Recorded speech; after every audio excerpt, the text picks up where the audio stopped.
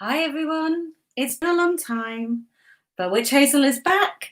You may also know me as Suzanne Warnett. I'm the owner of Witch Hazel's Magic. And I've been off video and everything for a while. The world has just gone crazy. And I've been dealing with a lot of changes. I'm no longer in the USA, we're back in the UK. Yay! Although it was an amazing adventure. It was so good and we were so blessed to have been given the opportunity, and that is entirely thanks to my husband and his hard work getting selected for postings in the USA. But now I'm back in the UK and I'm more grounded in my own energy, and I'm totally getting my witch on at the moment. We're now into September. I woke up this morning and it was misty and drizzly and I was pathetically excited. But this time of year, I think we've got the turning of the wheel. We've already had Lughnasadh, we've got Mabon coming on, and we've got Samhain, and then the circle starts again. And a lot of people this time of year, they really do start getting drawn back into witchcraft or into it for the first time. And a little bit about my history. I guess I've always been a witch. I didn't necessarily label it as that though until 2001 when I had one of those epiphanies. And just realised that that's what it was, what I've always been, and just didn't know to label it that way. Now, when I started, which is almost 20 years ago, I'm going to sound like an old crone now, right, old hag. I didn't really have the internet. So it was all dial-up and it gives me nightmares just thinking about it. But it also, that made it, in some ways that made it easier because you weren't overwhelmed with all the information and all the different viewpoints. But on the other hand, it meant that we did have to learn from books. And then a few years into the internet revolution, I guess you'd call it, learning stuff from books became frowned upon.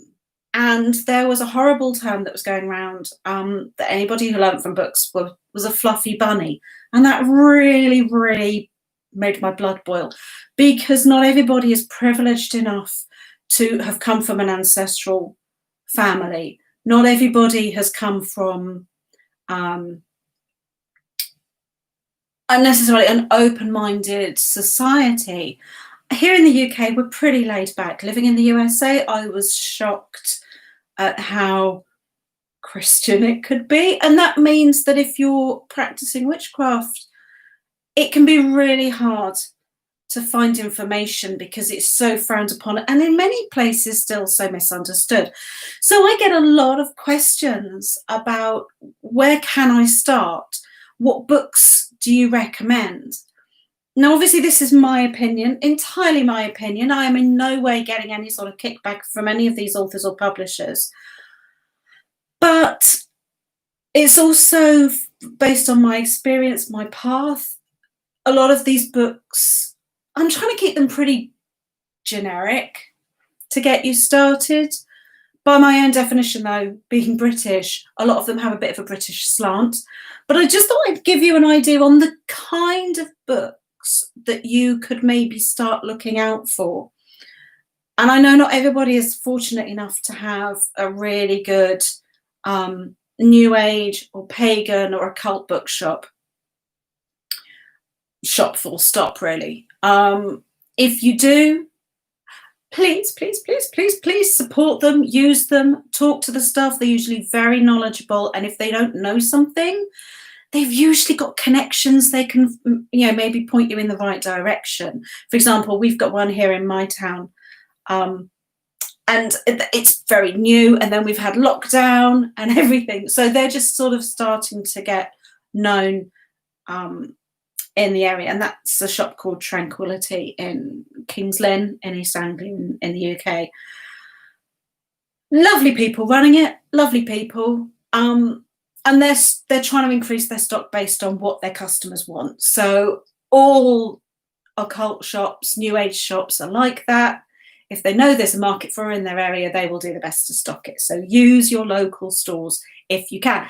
If you have to rely on big chain stores, like we've got Waterstones. WH Smith's isn't brilliant for this kind of thing in the UK, But you've got in the US, I was usually able to find something in like Barnes and Noble. Different towns had different sections, you know. I'd go to one town and the for want of a better phrase, the occult section that covered everything from sort of reincarnation and ghosts and unexplained mysteries right the way through to tarot, witchcraft, blah blah blah blah blah. In some Barnes and Nobles, it was a really good, healthy selection, and in others, you'd have honest one of my local ones was 2.5 rows of Bibles and Christian studies, and we had one little 3-shelf stack for this new age stuff. So Amazon is sometimes your best friend. Now I've waffled long enough. So when you're starting out, a good foundation on general magic, witchcraft, is going to be your key. There's a few authors that I really like. I'm going to mention just a couple of them here, but by all means sort of branch out a little bit from those. My favourite one, and she's British, is Kate West. This is one of hers, The Real Witch's Craft. She's done a whole series in this Real Witches book. There's the Real Witches Handbook, which I can't show you because I've lent it to somebody. The Real Witches Kitchen, Real Witches Year. She's done a load of these books, and they're really good. What you will find still is that a lot of books, particularly introductory books, have got a bit of a Wiccan flavour to them, whether that's your path or not. I still find them a really good place to start. What you're looking for is an author who doesn't tell you that it's my way or the highway. Any author that tells you that, I always like, nah, not necessarily. Step back from that. But a good author will say, this is how I was taught. This is how I do things. But they encourage you to use their work as a jumping point for your own path and your own journey. Kate West does that very, very well. Another author that I like, and this lady I stumbled across because of her book Cottage Witchery, Ellen Dugan. She's American. I don't hold that against her. And actually, her books that are in my occult collection really came into their own when I was living in America. It's like the universe knew and put those books in my path in advance. Again, she comes from her own particular path, but it's generic enough in her books that you can understand what she's saying. You can learn from it. All of these books should have basic sections on like all the introductory stuff, like the phases of the moon, how, you know, the kind of tools that you need. And that really is a separate post, which I will go and do at a later date. But anybody that tells you you must have all these really expensive tools, again, I tend to shy away from, because the way I see it, my ancestral witches made do with what they had. They didn't have fancy pants new age stores that they could go to and get crystals that were mined from halfway around the world. They couldn't necessarily get the herbs from India, or they certainly weren't smudging with white sage in the Middle Ages here in the UK, because it's a non-native plant. So figure something out for yourself. All these authors are a good starting point for your own further investigations, your own further learnings. And this is a process that is not going to stop. So don't think a couple of books and you're going to have it all. Another really good book is, and again, I'm coming at this from a British point of view.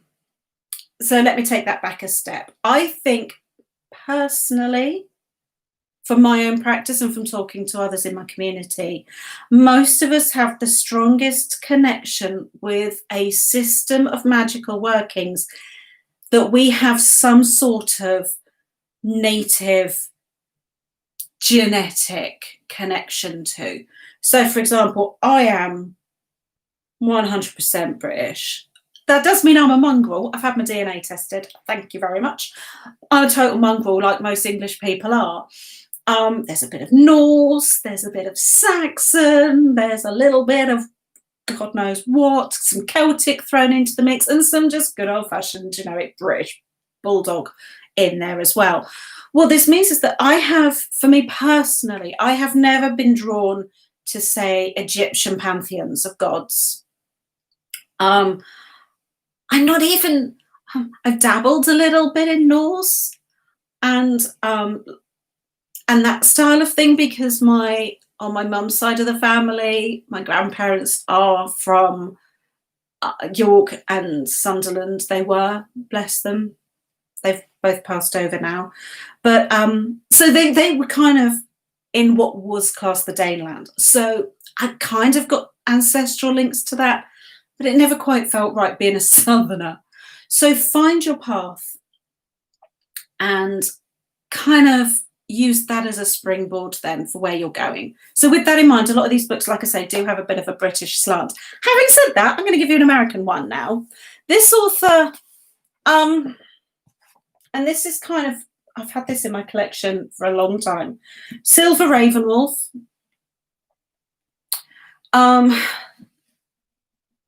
The Ultimate Book of Shadows for the New Generation, Solitary Witch Edition.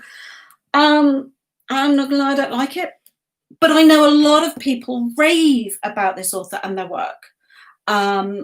It's just not for me because it is very American. So if you're watching this and you're in North America, by all means, check it out. Good starting place. These books, everything they've done, always in like the top 10, top 20 of books, because they're solid books. I will give them that. It covers everything from, sort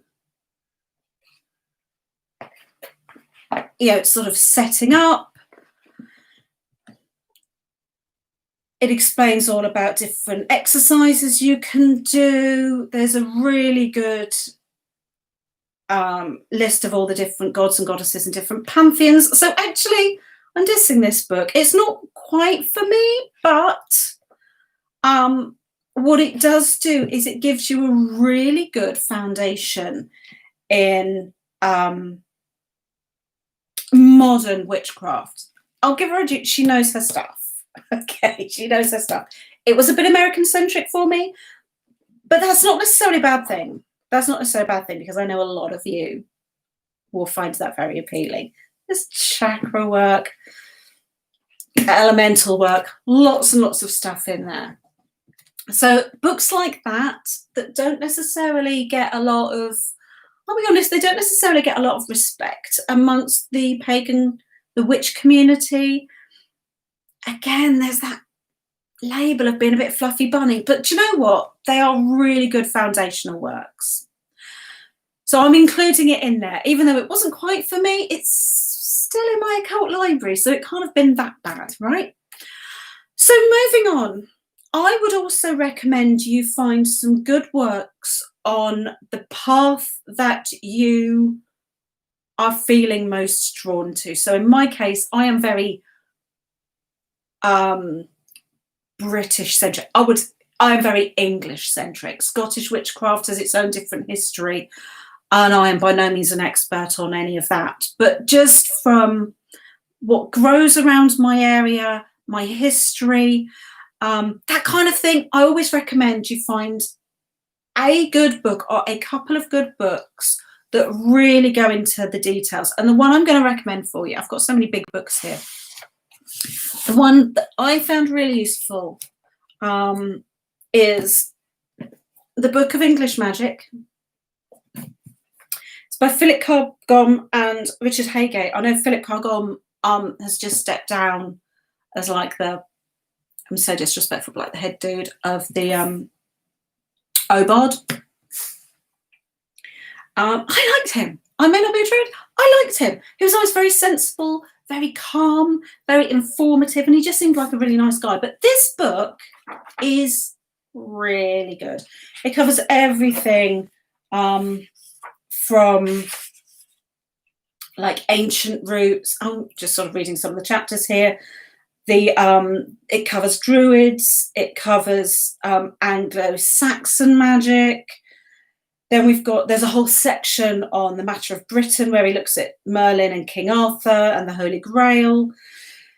Skin turning and spellcrafts, transmutation. He looks at this book is basically, these two authors, Philip Carr-Gomm and Richard Haygate, they look at the history of what makes English magic really. There's sections on John Dee, which is another fascinating whole separate sort of history lesson there, right the way through to like the Renaissance, the rebirth of magic in the 20th and 21st centuries. So again, another good book. It's just about finding a book that really resonates with you and the kind of magic that you want to be working on. From that point of view, because I am a half witch, there's then another sort of nailing down of where you want to be focused on. And this changes through time. Don't get me wrong. Don't think that, oh, that's it. It's 2020. Oh my God, 2020. I'm a half witch and I will be a half witch till I die. No, you might not be, but this is where I am now. This is kind of where I've always been drawn to. Again, that whole ancestry thing of my witches in history making do with what they've got around them. So again, find a couple of good books. This is a very good one. Rachel Patterson, again, she knows her stuff. She's got Facebook book groups as well that I'm a part of. She's a really lovely author, really great energy. This is a grimoire of a kitchen witch, and it's got everything from sort of herbs, chakras, phases of the moon, the spirits and elements associated with different months. It covers everything that you need as a hearth witch. I have to say, not a very big book. You see, it's like just a normal sort of paperback size, full of information. I do love that one. Another one of my go-to books is How to Create a Magical Home by Marie Bruce. I don't think this is in print anymore. I could be wrong. I tried to find it for a friend, couldn't get it for love nor money. But if you can find a copy of that and you're into sort of domestic magic, hearth magic, call it what you want, creating your coven stead, call it what you want. This is a great little entry book.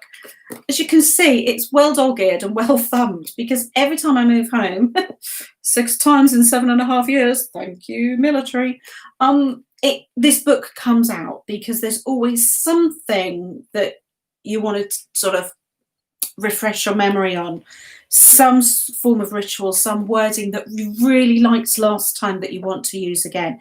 It covers everything from the tools you need. And again, what I like, she's talking about like her cauldron. She says, this is a large heat-proof vessel for mixing potions and burning fire spells. Wiccan cauldrons are available from occult stores, but can be quite expensive. A large casserole dish or saucepan will do just as well for an alternative. Historically, the cauldron was what the women were cooking their meals in. So get yourself a nice big saucepan just for that. Or not. I use my Le Creuset. A lot of my magic is simply cooking magic. I use the herbs and spices and I'll create stuff. Cooking a meal for the people that you love, even if that person is yourself, that's one of the earliest forms of magic. So use that intention. And, if you're interested in kitchen magic, hearth magic, domestic magic, books like this are great. Other books that I really like, and I'm really hoping I'm pronouncing this lady's name right, Melusine Draco. She's done a series of books, traditional witchcraft, but with a modern spin. This one is for urban living, which I did review on my website. And again, I like it because what she does is, so often when you think about witchcraft and being a witch, you picture the old hag in the forest. She's got a thatched roof, smoke curling out of the chimney and everything. And I live in a 2-bedroom end of terrace in East Anglia. I do not, and I'm usually wearing jeans and listening to rock music on my iPods. So you think of a witch, and you may look at your life and think, oh, I am so far removed from what a witch should be, in inverted commas, you know. Books like these are really great. She does, this one is Urban Living. I'm trying to remember the other ones she's done now. She's done one for woodland and hedgerows. She's done one for the seashore. I'm trying to remember now. Look her up. Have a look at my website, witchasourcemagic.com. There should be a review. I paid for this book out of my own good hard cash, and I reviewed it because I just thought it was absolutely fantastic. So again, look a little bit outside the box. Is there a particular branch of witchcraft, particular to your area? I was lucky enough to visit New Orleans a few times when we were stationed in Florida, and the magic there, very different to what I'm used to. And I loved all the hoodoo and voodoo stuff. It was very different. I got it though. I did understand where they were coming from. But I just loved the energy of that place. It had a very specific feel that is definitely not British. It's not English witchcraft. It's that whole mixing pot with the Creole and the Cajun, and all kinds of stuff goes on in there. It's amazing. So you wouldn't find stuff maybe on being a British kitchen witch particularly useful, but there are going to be areas, magic from your area, whether it's, like in the USA, you've got, there is a lot of work on the native magics. There is the question of cultural appropriation going on, but that's for you to make a judgment call on. However, I think if you're born and bred in a particular area, that magic that has been worked over the generations in that area, it kind of seeps into your bones in the same way that, when we die, they're going to carbon date us and they're going to test our teeth and find out where we've come from. The magic is kind of absorbed if you're in an area for a particular time. So don't shy away from it. Just be aware of the whole cultural appropriation thing, I guess. But research it, because if that's your area, if you've got a particular hereditary path, you owe it to your ancestors to at least do the research on it, learn the basics, even if it's not your path right now. So keep an open mind, think outside the box a little bit. Other books that I would recommend. Really then, it's about diversifying. I would always recommend a really good dream dictionary. I've got a couple on my shelf there. In fact, yeah, let's be unprofessional. So I've got a couple here. And I'm going to show these because they are quite different. In fact, there's a third one somewhere. There we go. Move my geekery out of the way. So you will find that not all dream dictionaries are the same. This one I've had for donkey's years. Honest to God, I don't even know how old it is. I only paid $5.99 for it. That ages it. I've had this book longer than I've been a witch. That's how long ago it was. Mid-90s by the looks of it. It's very traditional. So if you have any understanding of Freud or Jung and their work on sort of dreams and the subconscious, this book's going to kind of resonate with you. However, there are books like this which are a more modern take on it. So, for example, just opening it at random, I'm on T here. We have tornadoes, torpedoes, tortoise, torture, touch, tourist, tower, town, toy, track, train, trampoline. You get the message. It covers different things that a traditional book wouldn't necessarily cover. Not to say that the information isn't in there, but sometimes if you're having a dream about being on a trampoline, you need to think a little bit out the box in a more traditional dream dictionary, whereas a more modern book, if you're stuck in a lift, it's going to have that in here. It might be under E for elevator, but it's going to be in here. So I would say a couple of good dream dictionaries, and actually, use them when you dream.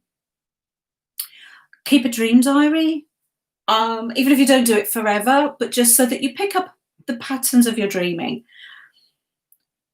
Note the date, and I always note the phase of the moon as well, because a lot of people find around the full moon or the new moon, their dreams are more vivid.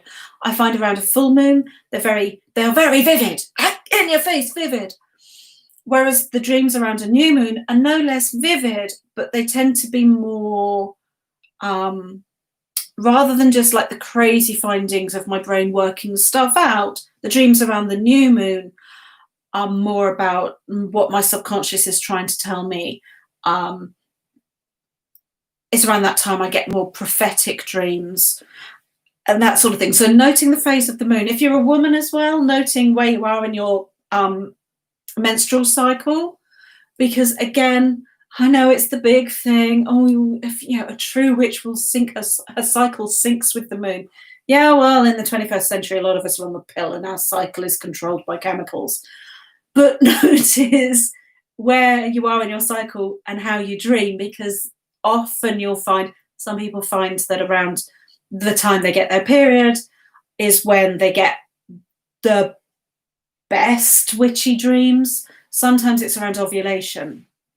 So learn what is normal for you. And then when these messages come through, you'll be able to tap into them a lot easier because you're kind of already on the right wavelength in your brain. So dream dictionaries are really good. I would also suggest a book on aromatherapy. This one I stole from an ex who did an aromatherapy course. I don't know why he did it, but he didn't need the book. I nicked it.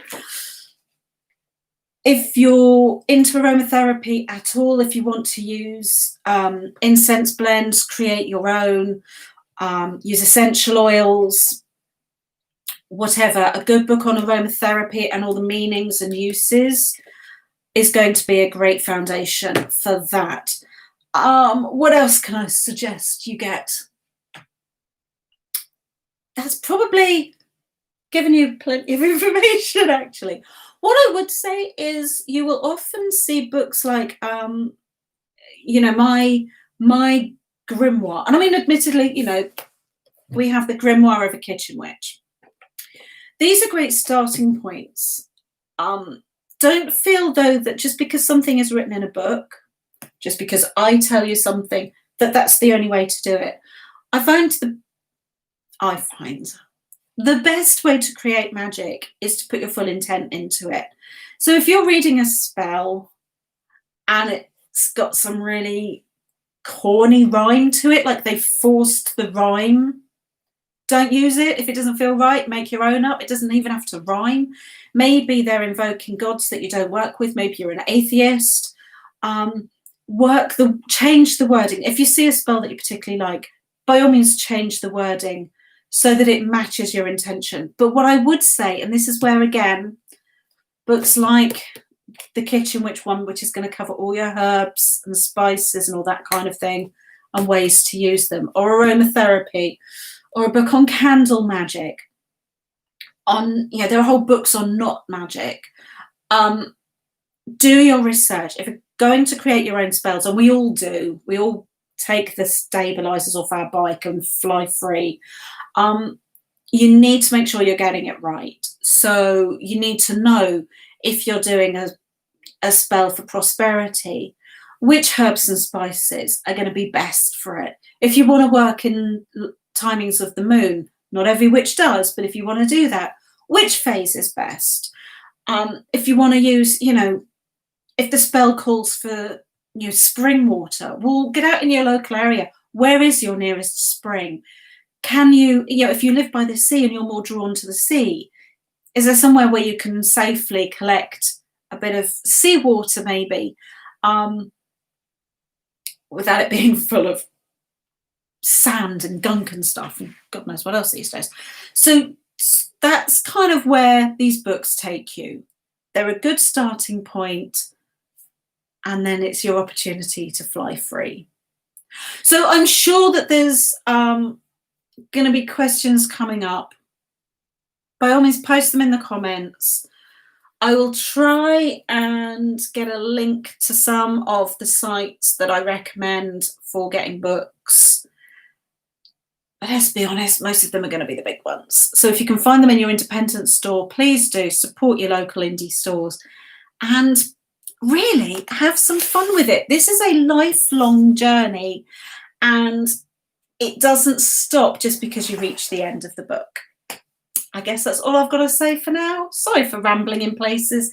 This is live. Maybe one day I'll actually edit it and look professional. Until then, though, blessed be. Good luck with your reading and your research. If you, like I say, if you've got any questions or comments, stick them in the comments. If you've got any recommendations on books, particularly for either newbies or those that are more experienced, stick those in the comments. This is a two-way conversation. I am not the be-all and end-all, the all-knowing, all-seeing one. If you've got information, get out there and share it with us all. If you need any extra information about me, my name's Suzanne Warnett, also known as Witch Hazel. You can find me at witchhazelsmagic.com. Stick the link in the bottom. Yeah, it's all fun and exciting. Next Sabbath is going to be Marbon, the autumn equinox. So get your books out and get researching. Good luck, everybody. Blessed be, and I'll see you next time.